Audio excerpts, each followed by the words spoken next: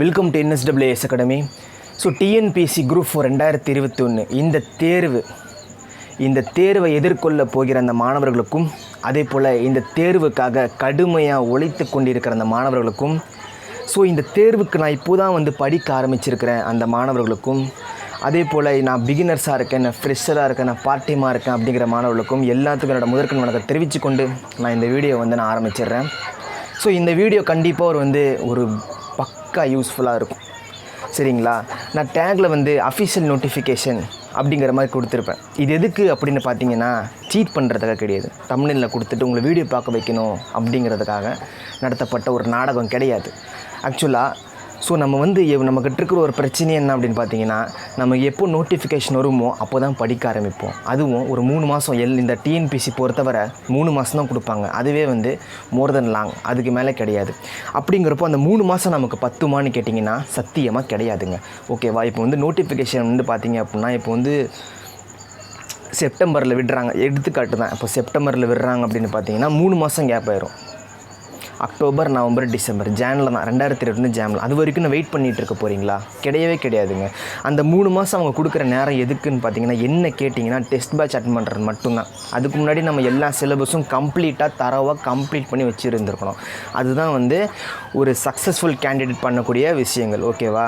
So after long ஃபெயிலியருக்கு அப்புறம் தான் இந்த விஷயம் எல்லாமே தெரிய வரும். உங்களுக்கு லக்குங்க, நீங்கள் எல்லாமே இந்த விஷயத்தை தெரிஞ்சுக்க போகிறீங்க. ஓகேவா? நீங்கள் ஒரு ஃப்ரெஷராக இருக்கலாம், இல்லை பிகினராக இருக்கலாம், இல்லை இன்டர்மீடியட்டாக இருக்கலாம், படிக்க முடியாமல் இருக்கலாம். எனக்கு எக்ஸாம்னா தான் சார் படிக்க முடியும், என்னால் சும்மா உட்காந்து படிக்க நல்லா படிக்க முடியாது அப்படின்னு இருக்கலாம். எந்த காரணம்னா இருக்கலாம். ஆல் இன் ஒன் வீடியோங்கிற மாதிரி இது எல்லாத்துக்கும் உபயோகமாக இருக்கும், சரியா? இந்த வீடியோவோட மைய கருத்து என்ன அப்படின்னு பார்த்தீங்க அப்படின்னா, உங்களுக்கு pattern, age, qualification, syllabus, study plan, fees, vacancy, அதே போல் எப்படி கொஷின் கேட்கப்படுகிறது, எப்போ இந்த எக்ஸாம் நடத்தப்படும் அப்படிங்கிற ப்ரெடிக்ஷன் முதற்கொண்டு எல்லாமே பக்காவாக இதில் இருக்கும். அதே போல் ஸ்டடி பிளானுமே என்னங்கிறது நான் சொல்லிடுறேன். ஓகேவா? இந்த வீடியோவை கடைசி வரைக்கும் ஸ்கிப் பண்ண பார்த்தீங்க அப்படின்னா உங்களோட ஒரு பெனிஃபிட் அடையக்கூடிய ஆள் வேறு யாருமே கிடையாதுங்க. ஓகேவா? ஸோ அந்தளவுக்கு தரவாக அனலைசிஸ் பண்ணி இந்த வீடியோ ரெடி பண்ணியிருக்கேன். ஸோ நம்ம சேனலுக்கு நீங்கள் புதுசாக இருந்தீங்கன்னா, so first of all subscribe பண்ணி உங்களோட சப்போர்ட்டை கொடுத்துட்டே இருங்க.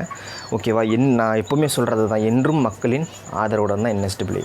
ஓகேவா? ஒன்றுமே இல்லாத தான் இருந்தேன் நான். ஓகேவா? எல்லாமே உங்களோட ஆதரவோடு தான் இந்த அளவுக்கு லெவலுக்கு இருக்குது.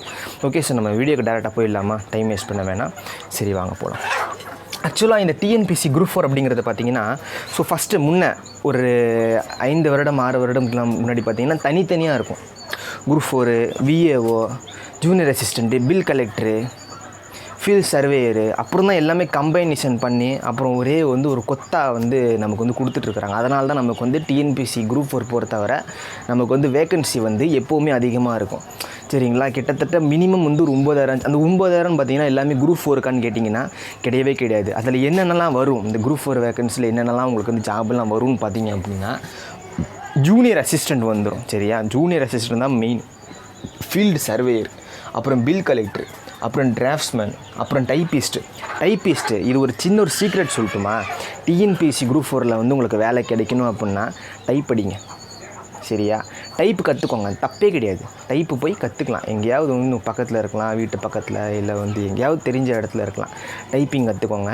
அதுலேயும் ஸ்டெனோ கற்றுக்கோங்க. நிறைய வேகன்சி விடுறாங்க. நிறைய பேர் பார்த்தீங்கன்னா எனக்கு தெரிஞ்சு டைப்பிங் கற்றுக்கிட்டு வேலைக்கு போயிடுறாங்க. வேலை தானேப்பா, கவர்மெண்ட் வேலை தானேப்பா வேணும், Group4 கேட்டகரி தான் வேணும்ப்பா, தாராளமாக டைப் கற்றுக்கலாம், சரிங்களா? உட்காந்து டைப்பே அடிச்சுட்டு இருக்கணும் அந்த மாதிரிலாம் ஒன்றும் கிடையாது, சரியா?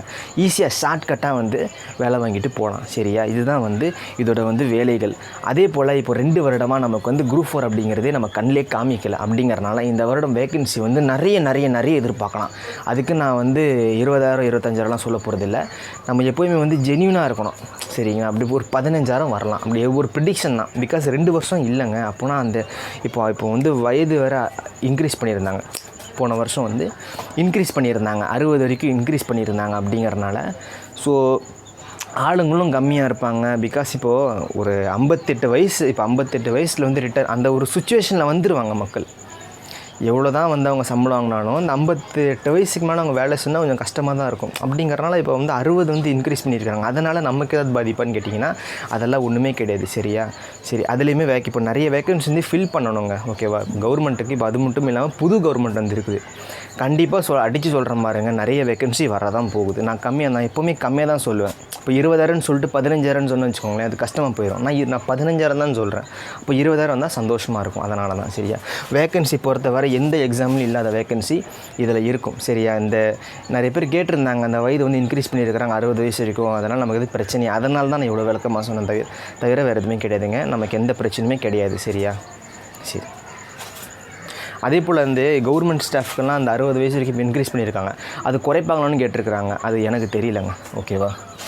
சரி, பேட்டர்ன் அப்படின்னு பார்த்தீங்கன்னா நான் ஆல்ரெடி சொன்னது தான். 200 கொஸ்டின். சரியா? 200 கொஸ்டின்னு 200 கொஸ்டினில் 100 வந்து தமிழ் இங்கிலீஷ் கேட்பாங்க. சரியா? நீங்கள் அப்ளை பண்ணும்போதே ஒன்று தமிழ் எடுத்துக்கலாம், இல்லை இங்கிலீஷ் எடுத்துக்கலாம். அது உங்கள் சாய்ஸ் தான். ஓகேவா? எது எடுத்தாலும் 90+, நான் சொல்கிறது 90+, ஆனால் 95+ எடுத்தால் தான் ஜாப் கன்ஃபார்ம். ரொம்ப ஈஸி தான்.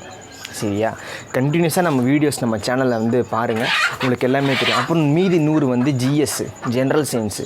சரியா? உங்களுக்கு வந்து history, geography, polity, economy, so இது எல்லாம் உங்களுக்கு வரும். ஓகே? ஃபிசிக்ஸ், கெமிஸ்ட்ரி, சயின்ஸ் இதெல்லாமே வந்து உங்களுக்கு பக்காவாக வந்து கவர் ஆகும். கரண்ட் அஃபேர்ஸு, மேக்ஸ் எல்லாமே கவர் ஆகும். சரியா? 100 மார்க்குள்ளே எவ்வளோ கேட்குறாங்க. ஓகேவா? சரி, லாங்குவேஜில் வந்து கண்டிப்பாக 90க்கு மேலே எடுத்தாகணும். மேக்ஸில் 23+ எடுத்தாகணும். மேக்ஸை பொறுத்தவரை ஒரு 17 டாபிக் இருக்குது. சரியா? அதை பற்றி வீடியோவும் கொடுத்துருப்பேன், கீழே டிஸ்கிரிப்ஷனில் கொடுக்குறேன். ஒரு 17 டாபிக் இருக்குதுங்க. அந்த 17 டாபிக் மட்டும் பார்க்கணும்.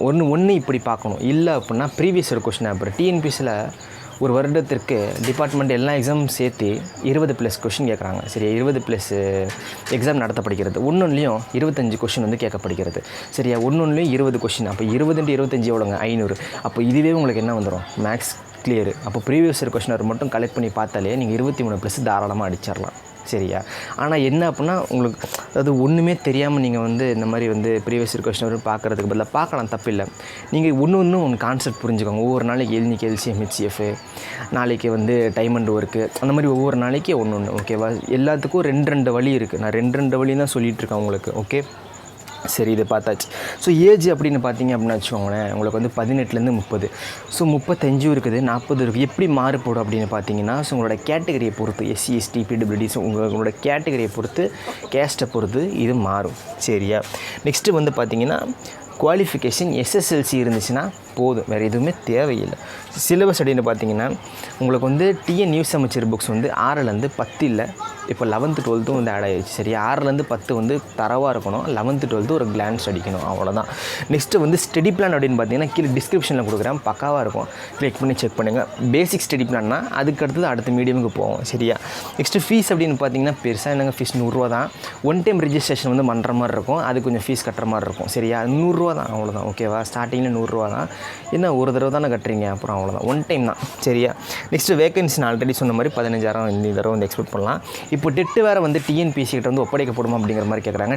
டெட்டு வந்து டிஎன்பிஎஸ்சின்னு ஒப்படைக்கிறது வந்து பெரிய விஷயம் கிடையாதுங்க. சரி, அதனால் வந்து நமக்கு எந்த ஒரு பாதிப்பும் ஏற்பட போகிறதில்ல. ஆனால் இந்த டிஎன்பிஎஸ்சிக்கு தான் ஸ்ட்ரெஸ் அதிகமாகும். பிகாஸ் நிறைய டிபார்ட்மெண்ட் வந்து அதில் ஜாயின் பண்ண அவங்களுக்கு ஸ்ட்ரெஸ் அதிகமாகும். அதனால் வந்து ஏதாவது மாற்றங்கள் பண்ணிடுவாங்களோ, அது மட்டும் தான், வேறு ஒன்று, அது மட்டும் தான் எனக்கு பயம், வேறு ஒன்றும் கிடையாது. ஸோ மற்றபடி எல்லாமே வந்து இதுதான். ஓகேவா? சரி, எல்லாமே உங்களுக்கு வந்து கவர் பண்ணிட்டேன். ப்ரிடிக்ஷன் பார்த்துடலாம். சரியா? இப்போ நம்ம வந்து ஜூன் மாதம் இருக்கோம். சரியா? இப்போ நம்ம வந்து ஜூனில் இருக்கிறோம். ஜூன், ஜூலை, இந்த வருடம் முடிகிறதுக்கு பார்த்திங்கன்னா June, July, August, September, October, November, December, ஜனவரி, பிப்ரவரி. டிஎன்பிஎஸ்சியில் நிறைய எக்ஸாம் இருக்கலாம். நிறைய எக்ஸாம் தான், 20+ எக்ஸாம் இருக்கலாம். ஆனால் நமக்கு தேவை என்னதுங்க? TNPSC Group 1, Group 2 TA, Group 4 தான். இந்த 3 எக்ஸாமினேஷன் மட்டும் தான் நமக்கு மெயினான எக்ஸாமினேஷன். விஏவும் வந்து Group 4ல் வந்துடுது, ஜூனியர் அசிஸ்டன்ட், ஃபீல்ட் சர்வேயரும் Group 4லேயே வந்துடுது. மொத்தம் 3 எக்ஸாமினேஷன் தான் நமக்கு தேவை. வேறு எதாவது தேவையா? கிடையாது. சரி, இப்போது இந்த 3 எக்ஸாமினேஷன், இப்போது Group 1 வந்து ப்ரிலிம்ஸ் வந்து நடத்தினாங்க. அதுக்கான மெயின் எக்ஸாமினேஷன் தான் வந்து நடத்தணும். சரியா? மெயின் எக்ஸாமினேஷன் நடத்தணும். ஸோ இதே மாதிரி தான், இதே சம்பவம் தான் இதுக்கு முன்னாடி வருடமும். ஓகேவா? ஸோ 2020 நடக்கக்கூடிய எக்ஸாமினேஷனு இந்த தேதி நடக்கும் அப்படின்னு சொல்லிட்டாங்க.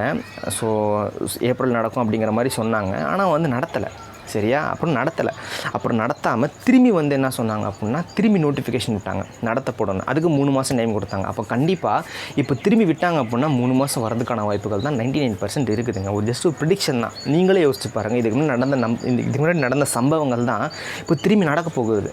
ஓகேவா. அதனால் இப்போ மெயின்ஸ்க்கு திரும்பி 3 மாதம் விட்டாங்க அப்படின்னா இப்போது ஜூன் மாதம் நடந்துக்கிட்டு இருக்குதுங்க. இப்போது 30,000க்கு மேலே தான். அதாவது என்ன சொல்கிறாங்கன்னா இந்த இந்தியாவிலேயே ஸோ கொஞ்சம் அதிகமாக இருக்குது. இந்த கம்யூனிட்டி கேசஸ் வந்து கொஞ்சம் அதிகமாக இருக்குது. சரி, டாபிக் வேறு மாதிரி போயிட்டுருக்கு. ஓகேவா. கேஸும் அதிகமாகிட்டுருக்கு. அதனால் என்ன சொல்கிறேன் அப்படின்னா இந்த மாதம் வந்து அதாவது வந்து எக்ஸாமினேஷன் நோட்டிஃபிகேஷன் விடுறதுக்கான சான்ஸ் வந்து பாசிபிலிட்டி ரொம்ப குறைவு. திரும்பி அடுத்த மாதம் தான் விடுறதுக்கான வாய்ப்புகள் இருக்குது. அதுவுமே வந்து 50% தான். சரியாயிடுச்சுன்னா பரவாயில்லைங்க. பிகாஸ் இப்போ டெல்லி யூனியன் டெரிட்டரிலாம் பார்த்தீங்க அப்படின்னா அவங்களுக்கு வந்து குறைஞ்சிருச்சு. இப்போ நார்த் இந்தியாலாம் குறைஞ்சிருச்சு. ஏன் குறைஞ்சிருச்சுன்னா அவங்களுக்கு அந்த இப்போ அலைங்கிறது எப்படின்னா அந்த கொரோனா அலைங்கிறது இப்படி போய் வரும், மேலே ஏறி கீழே இறங்கும். புரியுதுங்களா. மேலே ஏறி கீழே இறங்கும். இப்போ நம்ம தமிழ்நாட்டில் இப்போ தான் வந்து மேலே இருக்குது. இப்போ திரும்பி கீழே இறங்கணும். அப்போது ஏறுறதுக்கு எவ்வளோ டைம் எடுத்துக்கிச்சோ அதே அளவு தான் இறங்குறதுக்கும் டைம் எடுத்துக்கும். எப்படி பார்த்தாலும் ஒரு 2 மாதம் வரதுக்கான வாய்ப்புகள் இல்லை. ஒரு ஜஸ்ட் ஒரு ப்ரிடிக்ஷன் தான். சரியா. ஜஸ்ட் ஒரு ப்ரிடிக்ஷன் தான். அப்படி பார்க்கும்போது ஜூலை கூட விட்டுருங்க. ஜூலை ஒரு 15ஆம் தேதி விடுறாங்க. ஜூலை 15 இல்லை எண்டில் விட்டால் கூட நமக்கு வந்து ஒரு 3 மாதம் டைம் கொடுப்பாங்க குரூப் 1 மெயின்ஸுக்கு. அப்போது ஆகஸ்ட்டு, செப்டம்பர், அக்டோபர். சரியா. அக்டோபர்லேயே எக்ஸாம் வைக்கிறாங்கப்பா. அக்டோபர்லேயே எக்ஸாம் வைக்கிறாங்க அப்படின்னா கூட இப்போ வந்து அக்டோபர் வரைக்கும் நமக்கு வந்துடுது. ஸோ நெக்ஸ்ட்டு வந்து குரூப் 2A எக்ஸாமினேஷன். அதுக்கு என்ன பண்ணுவாங்க, ஒரு 3 மாதம் டைம் கொடுப்பாங்க. ஓகேவா. சரி, அக்டோபர்லேயே உங்களுக்கு விடுறாங்கன்னு வச்சுக்கலாம். சரியா. அக்டோபர்லேயே நமக்கு வந்து விடுறாங்கன்னு வச்சுக்கலாம். ஸோ ஆக்சுவலாக இந்த 2021 பிளான் நீங்கள் பார்த்தீங்க அப்படின்னா எல்லாமே வந்து பார்த்தீங்கன்னா மாறிடுச்சு. ஆக்சுவலாக செப்டம்பரில் குரூப் 4 நோட்டிஃபிகேஷன் விடணும், மேலே குரூப் 2 நோட்டிஃபிகேஷன் விடணும். ஆனால் எல்லாம் தலைகீழாக மாறிடுச்சு. இது ஒரு ப்ரிடிக்ஷன் தான். சரியா. இப்படி தான் நடக்கும்னு நான் சொல்லலை, ஒரு ப்ரிடிக்ஷன் தான், ஜஸ்ட் ஒரு ஐடியா, அவ்வளோதான்.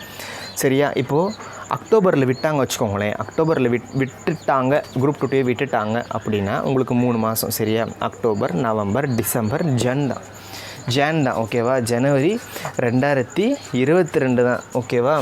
சரி, இப்போது குரூப் 4 வந்து ஃபில் பண்ணணும் அப்படிங்கிறதுனால குரூப் 4 விட்டாங்கன்னு வச்சுக்கோங்களேன். அதில் ஒரு பிரச்சனை ஆயிரும். ஏன்னா குரூப் 2 படிக்கிற மாணவர்கள் இங்கே குரூப் 4 நடத்திட்டாங்க. ஆனால் குரூப் 2 எப்போ வந்து கம்பைன் பண்ணாங்களோ அப்போலேருந்து எக்ஸாமே நடத்தப்படலைங்க. எல்லாம் பசங்களும் வெறித்தனமாக உட்காந்துருக்குறாங்க. அப்படிங்கிறனால என்ன ஃபஸ்ட்டு விடுவாங்க அப்படிங்கிறது ஒரு பிரச்சனையாகவே இருக்குது. எப்படி பார்த்தாலும் இந்த குரூப் 2 குரூப் 4 அப்படிங்கிறது பார்த்தீங்க அப்படின்னா வரதுக்கான வாய்ப்புகள் இந்த வருடம் எண்ட் ஆகலாம், இல்லை அடுத்த வருடம் கூட வரலாம். சரியா. அப்போ இந்த நேரம்லாம் நம்ம வந்து வேஸ்ட் பண்ணிகிட்டு இருக்க போகிறோமா? கிடையாது. ஸோ அதனால தான் இந்த வீடியோ நான் கொடுத்துட்டேன். நமக்கு இப்போ நோட்டிஃபிகேஷன் விட்டாங்கன்னு நினச்சிக்கோங்க. சரியா. நோட்டிஃபிகேஷன் இப்போ நமக்கு விட்டுட்டாங்க, நம்ம படிக்கணும். நமக்கு 3 மாதம் தான் டைம். நீங்கள் என்ன பண்ணுங்க அப்படின்னா ஸோ ஜூன் மாதம் நான் ஜஸ்ட்டு ஒரு இது தான். ஓகேவா. இப்போ நான் நோட்டிஃபிகேஷன் விட்டாச்சு உங்களுக்கு. சரியா. நோட்டிஃபிகேஷன் வந்து விட்டாச்சு. சரியா. இப்போ ஜூன் மாதம். அப்போ ஜூன், ஜூலை, ஆகஸ்ட், செப்டம்பரில் எக்ஸாம்னு வச்சுக்கலாம். அப்போது செப்டம்பரில் எக்ஸாம் நடத்த போகுதுன்னு நினச்சி படிச்சிங்கன்னா நம்மளால் எக்ஸாம் வந்து கிளியர் பண்ண முடியுமா? இல்லை நோட்டிஃபிகேஷன் வரட்டும் அப்புறம் நம்ம உட்காந்து படித்தா நம்ம வந்து எக்ஸாம் கிளியர் பண்ணலான்னா எது வந்து உங்களுக்கு கரெக்டாக இருக்கும்னு நீங்கள் நினைக்கிறீங்க? நீங்களே கமெண்ட் பண்ணுங்கள். ஓகேவா. ஸோ என்னை பொறுத்தவரை இன்றைக்கி எக்ஸாம்னு நினச்சி படித்தா மட்டும்தாங்க படிக்க முடியும். நம்ம காலேஜ் லைஃப் ஆகட்டும், இல்லை 10th 12th ஆகட்டும், எல்லாமே நமக்கு அப்படி தான். அதுவே நமக்கு மைண்ட் செட் ஆயிடுச்சு. இல்லை நான் அப்படி தான். ஓகேவா. ஸோ காலேஜ் எக்ஸாமினேஷன் பார்த்தீங்கன்னா நாளைக்கு செமஸ்டரா இல்லை நாளைக்கு செமஸ்டரா, இன்றைக்கி உட்காந்து வெறித்தனமாக உட்காந்து படித்து முடிச்சிடும். வெறித்தனமாக உட்காந்து நார்மலாக வாங்குகிற பையனோட நம்ம நல்ல மார்க் வாங்கிடுவோம். ஓகேவா. அந்த ஒரு இது அது அந்த இடத்துல ஒரு பவர் நமக்கு வரும், ப்ரொடியூஸ் ஆகும். சரியா. அதுதான் நான் சொல்கிறேன். இன்றைக்கி நோட்டிஃபிகேஷன் விட்டாங்க நினச்சி படிச்சிங்க அப்படின்னா தாராளமாக நீங்கள் வரலாம். சரியா. இல்லைனா ரொம்ப கஷ்டம்தான். எப்போவுமே வந்து ரெக்ரூட்மெண்ட்டுக்கு ஒரு 3 மாதம் கொடுக்குறாங்கன்னா அந்த 3 மாதம் நம்ம ப்ராக்டிஸ் டெஸ்ட் பேட்ச் போடணும். 3 நாள் டெஸ்ட் வச்சு 3 நாள் அகாடமியில் போடணும். இந்த அகாடமியில் எப்படி கொஸ்டின் கேட்குறாங்க, அந்த அகாடமியில் எப்படி கொஸ்டின் கேட்குறாங்க, இல்லை வந்து ஃப்ரீ டெஸ்ட் எப்படி நடத்துகிறாங்க, அதுதாங்க வந்து சக்ஸஸ் ஆகும். நம்ம வந்து நோட்டிஃபிகேஷன்ட்டாக தான் உட்காந்து படிக்கலாம்னு நினச்சிங்க அப்படின்னா 100ல் 1 101 போயிட்டே இருக்க வேண்டியதான். அந்த மாதிரி இருக்கக்கூடாது. நம்ம 100ல் ஒருத்தனா தனியாக தெரியணும் அப்படின்னா இந்த விஷயங்கள்லாம் நீங்கள் ஃபாலோ பண்ணியிருக்கணும். ஸோ இந்த வீடியோ கடைசி வரைக்கும் நீங்கள் பார்த்தீங்க அப்படின்னா ஸோ கண்டிப்பாக உங்களுக்கு புரிஞ்சிருக்கும் இது வர்த்தா இல்லையா அப்படின்னு. ஓகேவா? ஸோ நன்றி, வணக்கம். ஸோ வீடியோ பிடிச்சிருந்தா லைக் பண்ணுங்கள், ஷேர் பண்ணுங்கள், மறக்காமல் சப்ஸ்கிரைப் பண்ணுங்கள். ஸோ அதே போல் வந்து இந்த சிலபஸ்லாம் டெய்லி நான் வந்து ஒவ்வொரு டாபிக் நான் முடிச்சுக்கிட்டு இருக்கேன். சரியா? நீங்கள் பாருங்கள். ஓகே, ஸோ நன்றி, வணக்கம். ஆல் தி பெஸ்ட்டுங்க, ஆல் தி பெஸ்ட்.